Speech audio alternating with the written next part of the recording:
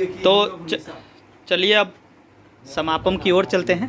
सभा अरे अरे अरे ये फॉर्म पे है बड़े में। ये रिकी बिंदास भैया जय जय माहौल दे दो। जय मातरम मातरम सत श्री अकाल। बहुत बढ़िया। चलिए रिकी भैया। तो भगत सिंह जी की इन बातों से शुरुआत करते हैं कि मेरी कलम मेरे जज्बातों से इस कदर वाकिफ है, मेरी कलम मेरे जज्बातों से इस कदर वाकिफ है कि मैं इश्क भी लिखूं तो इनकलाब हो जाए। क्या बात है, भगत सिंह की बात है। एक बार और है, एक बार और। मेरी कलम मेरे जज्बातों से इस कदर वाकिफ है कि मैं इश्क भी लिखूं तो इनकलाब हो जाता है, मैं इश्क भी लिखूं तो इनकलाब हो जाता है। टूटने और बिखरने का चरण मांग लिया, टूटने और बिखरने का चरण मांग लिया। हमने हालात से शीशे का बदन मांग लिया और हम भी खड़े थे तकदीर के दरवाजे पर, सब दौलत पर गिरे हमने वतन मांग लिया। क्या करें। बहुत अच्छे। भगत सिंह जब जेल पे बंद थे तो उनके पास सरकारी वकील आया और बोला कि एक माफ़ीनामा लिख दीजिए, आपकी जान बच जाएगी, फांसी टल जाएगी। माफ़ीनामा में यही लिखना है कि मैंने जो भी हुआ मुझसे गलती, मैं उसकी अपनी गलती मानता हूँ और ब्रिटिश शासन से आपको माफ़ी मांगना है, आपकी फांसी टल जाएगी। तो उन्होंने साफ इनकार कर दिया कि मैंने जो किया अपने देश के लिए किया है, इसके लिए मुझे फांसी की सज़ा मंजूर है। तो सर कटाना सीखा था, सर कटाना सीखा था मगर सर झुकाना नहीं सीखा, सर कटाना सीखा था मगर सर झुकाना नहीं सीखा। और अध्ययन किया मैंने जितना भी, मुझे ऐसा दीवाना नहीं दिखा और चढ़ गए हंसते हंसते फांसी पर माफीनामा नहीं क्या बहुत ही बढ़िया। बहुत अच्छे भाई। एक झांसी की रानी पे एक मेरी कविता आ रही है तो वो सुनाता हूँ, फिर उसके बाद है एक दो और सुनाता हूँ। हाँ हाँ सुनाइए, बिल्कुल स्वागत है। आप सभी लोग ये बात जानते हैं कि ग्वालियर नरेश ने झांसी की रानी का साथ उस समय नहीं दिया था, नहीं तो हम 1857 में ही विजय हो गए। तो ऐसे आपने झांसी की रानी पे बहुत सी कविताएं सुनी होंगी।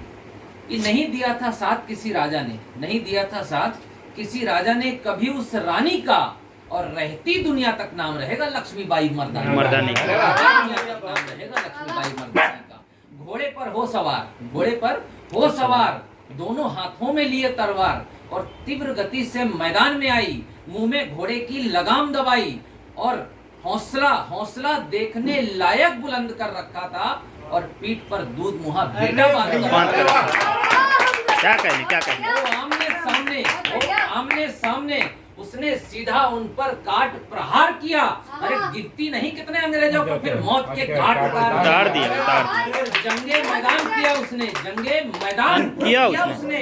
तब ये ऐलान किया उसने कि धड़ से जब तक शीश जुड़ा है, धड़ से जब तक शीश जुड़ा है, अरे मैं दम नहीं भरने दूंगी, और जब तक जीवित हूँ झांसी पर कदम नहीं रखूंगी।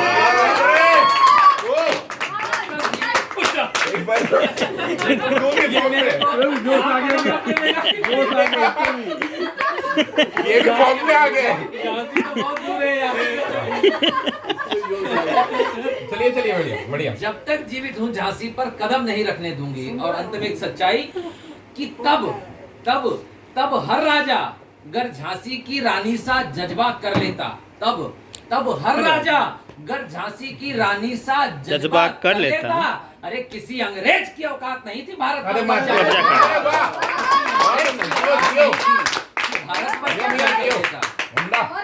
बहुत बढ़िया। सलाम। देश को आजाद कराने के लिए बहुत से वीरों ने अपनी प्राणों की आहुति दे दी। और जब मैंने ये सब बात सुनी और पढ़ी कि भगत सिंह जी को आज तक शहीद का दर्जा नहीं मिला, उनका केस आज भी पाकिस्तान की एक अदालत में चल रहा है, उनके परिवार के लोग वहाँ जाते हैं आते हैं, उस केस वो चल रहा है, ठीक है। और चंद्रशेखर आजाद जी की नेत्रहीन अंधी माँ आजाद भारत में बर्तन मांजकर अपना पेट पालती रही। आजाद भारत में क्या उस समय की सरकार का, मौजूदा सरकार का ये फर्ज नहीं बनता था कि चंद्रशेखर आजाद की माँ को 2 वक्त की रोटी भी खिला सके? भगत सिंह के साथी बटुकेश्वर दत्त आजाद भारत में अपना पेट पालने के लिए एक बीड़ी कारखाने में नौकरी करते रहे, बीड़ी बनाते रहे आजाद भारत में। जब सब यह कुछ पढ़ा तो फिर मैंने यही सोचा कि वो पागल थे जो आपके लिए मर गए, वो पागल थे जो आपके लिए मर गए और दे के अपना लहू मुसीबतें सारी जर गए और आजादी के पौधे में डली शरीर रूपी उस खाद को और कैसे कैसे कैसे भूल गए तुम चंद्रशेखर आजाद को। बहुत उम्र बढ़िया, में बहुत छोटे, बढ़िया। उम्र में छोटे मगर हौसले उनके बड़े थे। अरे वो 3 दोस्त जो हंसते हंसते फांसी पर चढ़े थे। बहुत अच्छा। बुलंद हौसलों से वो बच्चा अंग्रेजों से लड़ गया था। अरे वो खुदीराम बोस था जो 19 साल पे फांसी चढ़ गया था। बहुत अच्छा। अरे आपको अंदाजा भी नहीं कि कितने कुर्बान हुए और कितनों का हम पर कर्ज है। इतिहास उठाकर देख लो 7,32,000 क्रांतिकारियों का नाम दे। अरे वाह, जियो, जियो, जियो।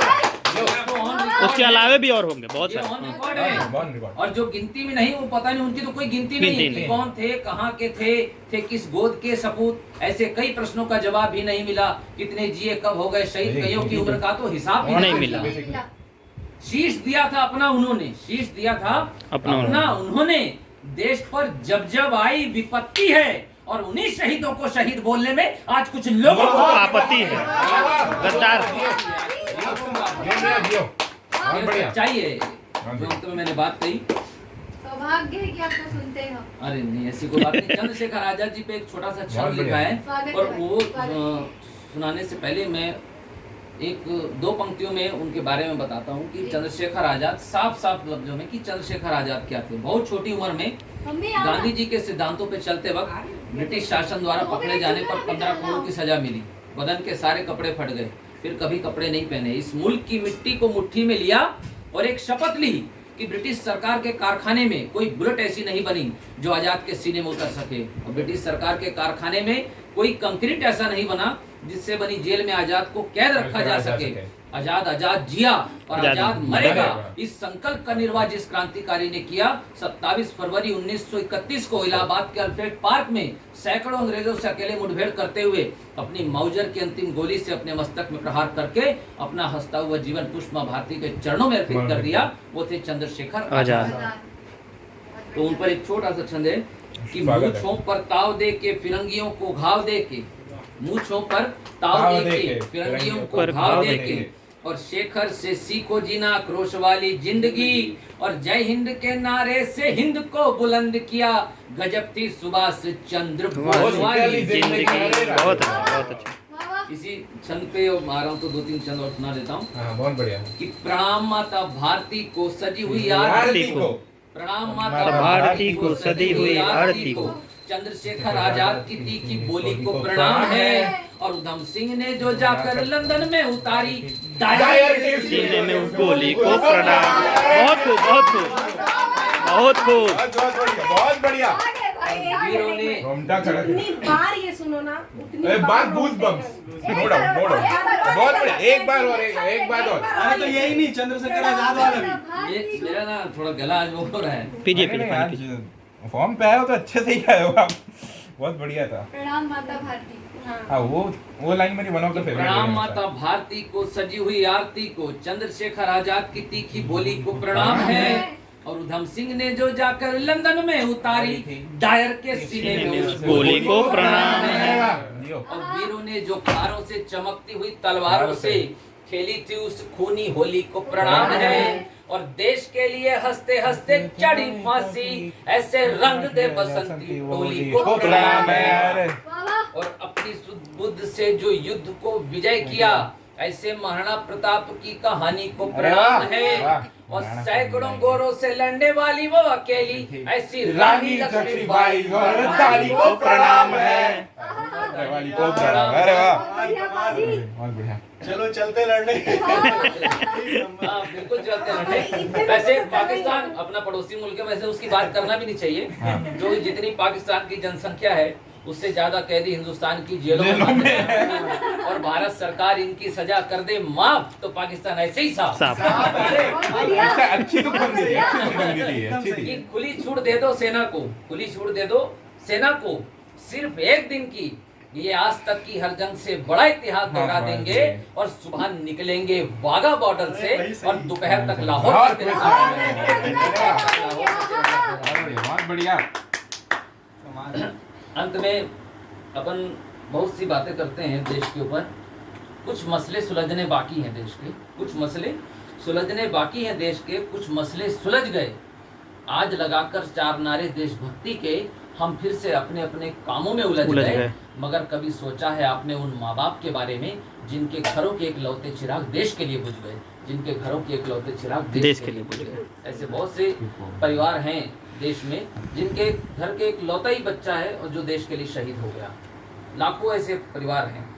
अभी आपने बात करी तो शहीदों पे, जो नेता लोग शहीदों पे राजनीति करना या शहीदों पे, वैसे ये बिहार सैनिक का जितने हैं, जितने भी सैनिक है, सबका वाकई में एक ख्वाब होता है कि हम हमारा मतलब ऐसे लौटना ही ना हो, रिटायरमेंट वाला, कफन में आएंगे जब आएंगे। बंद करो शहीदों पे राजनीति करना। बिहार में एक सैनिक शहीद हो गया तो वहाँ के एक नेता ने, मैंने देखा थे, वहाँ का जो नेता था उन्होंने ये बयान दिया, पैसे के, हाँ पैसे के लिए दिया था भैया। हो गया तो हो गया, क्या हो गया बोले, इनको तो मरने की तनख्वाह दी जाती है, हाँ इनको पैसे के लिए तनख्वाह नौकरी दी करते हैं। हाँ कि बंद करो शहीदों पे राजनीति करना।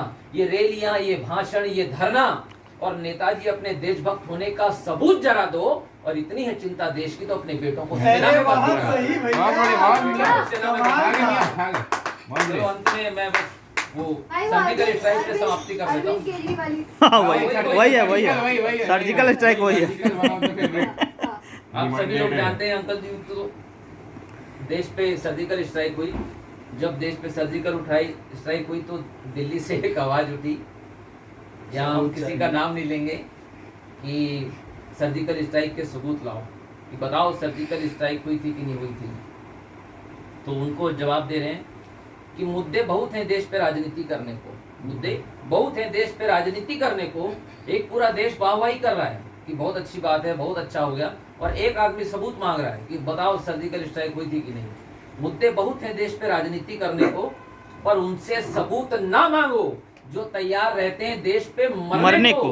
और जिस पे करो राजनीति तुम, जिस पे करो राजनीति तुम, ये कोई धर्म या जात नहीं। और सेना पर उंगली उठाओ, इतनी तुम्हारी औकात नहीं। भारत माता की, भारत माता की वंदे वंदे। बहुत बहुत बहुत शुक्रिया। कमाल है, कमाल है। कमाल है, कमाल है।